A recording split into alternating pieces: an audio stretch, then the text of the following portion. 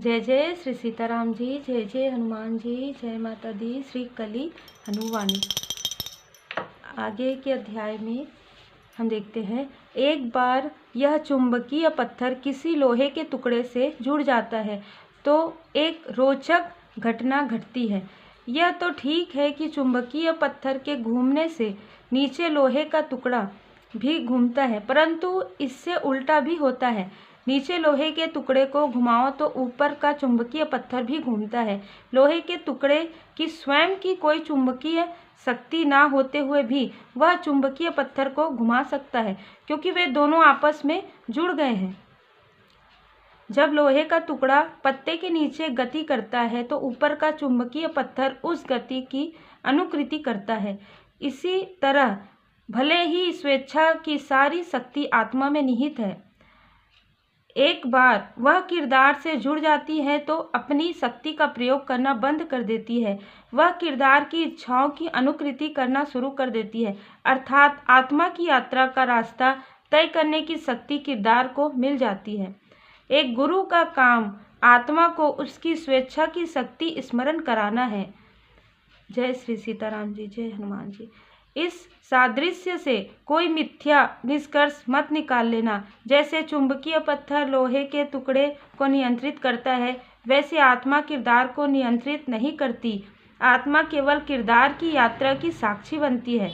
आत्मा किरदार की यात्रा की पटकथा को थोड़ा सा भी नहीं बदलती। चुंबकीय पत्थर और लोहे का टुकड़ा एक दूसरे से चुंबकीय बल के कारण बंधे होते हैं। वही आत्मा और किरदार को भ्रम के अलावा कोई बल नहीं बांधता। आत्मा केवल भ्रम और अज्ञानता के कारण किरदार की अनुकृति करती है। यदि आप इन तकनीकी विवरणों को ध्यान रखें तो यह सादृश्य आत्मा और किरदार के बीच स्थापित भ्रम संबंध की कल्पना करने के लिए बहुत अच्छा है। अगला सादृश्य सार्वजनिक परिवहन वाहन का है। क्या आप जानते हैं कि सार्वजनिक परिवहन क्या होता है?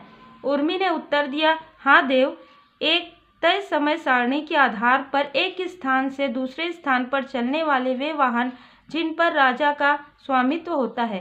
नागरिक थोड़ा सा किराया देकर उनमें सवारी कर सकते हैं। उन वाहनों का मार्ग पहले से ही तय होता है। यात्री का वाहन पर कोई नियंत्रण नहीं होता। इस सादृश्य में यात्री आत्मा है और वाहन किरदार। क्या मैं सही हूँ देव? श्री हनुमान जी ने कहा, हाँ, सार्वजनिक वाहन के चालक को पहले से ही निर्धारित मार्ग तय करना होता है। उसे मार्ग में कई स्थानों पर रुकना पड़ता है। आपको जिस गंतव्य तक पहुंचना है वहां ऐसा वाहन आपको सीधे नहीं ले जाएगा, घुमा फिरा कर ले जाएगा। आपको ऐसे वाहन में जाने की आवश्यकता नहीं है। आप एक आत्मा हो। आप किरदार के वाहन से उतरकर शून्य सुरंगों के माध्यम से अपने गंतव्य के लिए सीधे उड़ान भर सकती हो। उर्वा ने कहा, देव, आपने कहा कि यह किरदार घूम फिर कर गंतव्य तक जाता है, सीधे नहीं। मेरे मन में यह प्रश्न सदा से उठता रहा है कि किरदार के रास्ते में इतने घुमाव फिराव क्यों होते हैं? उसका रास्ता एक सीधी रेखा क्यों नहीं हो सकता? उदाहरण के लिए, यदि कोई किरदार राजा बनने की सोचता है तो उसे बहुत सारी बाधाओं और विकर्षणों से गुजरना पड़ता है। सफलता की संभावना कदाचित करोड़ों में से एक है। कुछ जन संयोग से राजा बन जाते हैं और जो राजा बनने का प्रयास कर रहे हैं वे कुछ और बन जाते हैं। इस दुखी संसार में सब कुछ इतना जटिल क्यों है? श्री हनुमान जी ने उत्तर दिया, कोई भी किरदार राजा या रानी या अमीर या दरिद्र नहीं बनना चाहता। यदि आप गहराई से निरीक्षण करें तो पाएंगे कि सभी किरदार केवल एक चीज बनना चाहते हैं, पूर्ण। वे हर समय अपने आप को अधूरा अनुभव करते हैं। वे उस अधूरेपन को भरना चाहते हैं।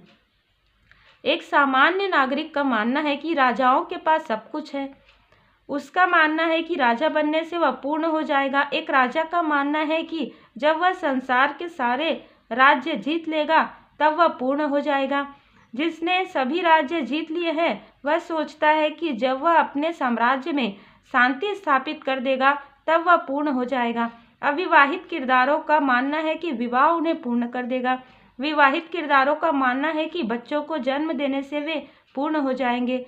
माता पिता को लगता है कि वे बच्चों के भविष्य को सुरक्षित करने के पश्चात पूर्ण हो जाएंगे। एक बेरोजगार व्यक्ति नौकरी पाने में पूर्णता देखता है, जबकि एक नौकरी करने वाला व्यक्ति उच्च पद पाने में। एक भूखे व्यक्ति का मानना है कि भोजन उसे पूरा कर देगा, और जिसका पेट भरा हुआ है उसके पूर्णता के बारे में अपने रंगीन विचार हैं। एक बेसहारा निर्धन कुछ सोने के सिक्के प्राप्त करने में पूर्णता देखता है, जबकि एक धनी व्यक्ति दान या आध्यात्मिकता में लिप्त होकर पूर्ण होना चाहता है, परंतु नहीं हो पाता। इस पल आपको राजा बनने में पूर्णता दिखाई दे सकती है, और अगले ही पल आप पूर्ण होने के लिए कोई मनोरंजन ढूंढते हैं। कुछ घंटों पश्चात आपको तन मैला लगता है, तो आप सोचते हैं कि स्नान करने से आप पूर्ण हो जाएंगे। फिर स्वादिष्ट भोजन का विचार आने पर आप जंगल में भोजन सामग्री खोजने लग जाते हैं। आप अच्छा भोजन करके पूर्णता अनुभव करने ही वाले होते हैं कि कोई अन्य स्थिति पैदा हो जाती है, जिससे आपके पूर्णता के विचार को संकट पैदा हो जाता है। फिर आपको अपनी योजनाएं बदलनी पड़ती है। क्या आपको अब पता चला कि एक किरदार के रास्ते में इतने घुमाव क्यों होते हैं? हाँ देव, उर्वा ने कहा। मैं आपकी बात से एक और निष्कर्ष निकालता हूँ। किसी किरदार का ध्यान जितना अधिक एक ही लक्ष्य पर केंद्रित है, उतना ही सीधा उसका रास्ता होगा। जय श्री सीताराम जी, जय हनुमान जी। किंतु जब दीर्घकालिक लक्ष्यों की बात आती है तो ऐसा करना असंभव है। एक किरदार का निरंतर और अपरिवर्तनीय लक्ष्य है पूर्णता का अनुभव करना, किंतु उसकी पूर्णता की परिभाषा बदलती रहती है, जिसके कारण उसके लक्ष्य बदलते रहते हैं।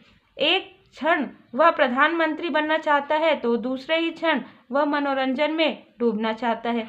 ऐसे में रास्ता सीधा कैसे होगा? अब मेरे मन में प्रश्न यह उठता है कि क्या एक किरदार कभी पूर्ण हो सकता है? श्री हनुमान जी ने कहा, एक किरदार पूर्ण नहीं हो सकता, क्योंकि वह परिभाषा से ही अधूरा है। किरदार की परिभाषा ही यही है कि वह पूर्ण का एक अंश मात्र है। काल आकाश यदि एक विशाल रोटी है तो किरदार उसका छोटा सा टुकड़ा है। काल आकाश यदि एक विशाल लड्डू है तो किरदार उसकी बूंदी के बराबर भी नहीं है। तो आप सभी लोगों ने श्रवण किया। मुझे सुनाते हुए इतनी स्पिरिचुअल अनुभूति होती है कि जैसे हमारे चिरंजीवी श्री हनुमान जी बाबा जी की कृपा प्राप्त हो रही है, और हम सब ये जो आध्यात्मिक ज्ञान है उसे प्राप्त कर रहे हैं। परमपिता परमात्मा जी की असीम कृपा से आप सभी सोल फैमिली मेंबर पर और आपके परिवार पर सदा श्री हनुमान जी बाबा जी की कृपा बनी रहे। आगे के अध्याय में आगे जो हम बढ़ेंगे तो सैटरडे आपके लिए आएगा, और सच में जो श्री कली हनुवाणी स्पिरिचुअल यात्रा में हर एक व्यक्ति को सुनना चाहिए, पढ़ना चाहिए। मैंने अपने लाइफ में मैं महसूस कर पाती हूँ, जहाँ पर भी मैं बहुत ज़्यादा जुड़ाव मुझे फील होता है। श्री हनुमान जी बाबा जी के चरण शरण में मैं हूँ। आप सभी श्री हनुमान जी बाबा जी के चरण शरण में रहिए, अपने इष्ट देव जी के शरण में रहिए, और मेरे साथ जरूर कहिए जय जय श्री सीताराम जी, जय जय हनुमान जी, जय माता दी, श्री कली हनुवानी।